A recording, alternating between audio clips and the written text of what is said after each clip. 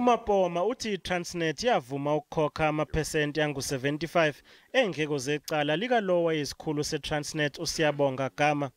uGama wayinikele enkantolo efuna ukuvimba ukubanjwa kwesicau sokuqondiswa igwegwe kepha walahlwa yicala yize kunjalo leNkampani yakhetha ukukhokha indleko.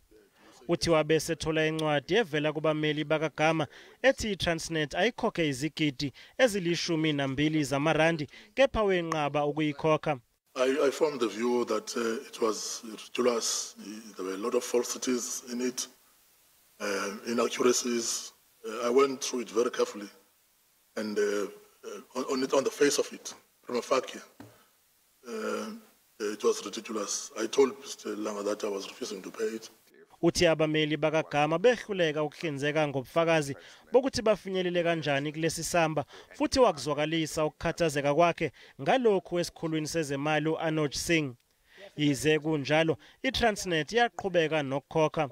I went to him and said to him, I don't recall the particular conversation, the words, but I would have said to him, this is what my instruction is, and I'm asked to pay this money. Now, from your position as CFO, must I do this?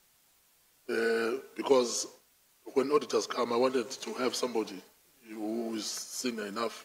This thing was the CFO who had agreed that this payment was made in this fashion. Mapoma uthi iTransnet yagcina ikhokhe ngaphezulu kwemali okwakufanele iyikhokhe. Lesicau siyaqhubeka.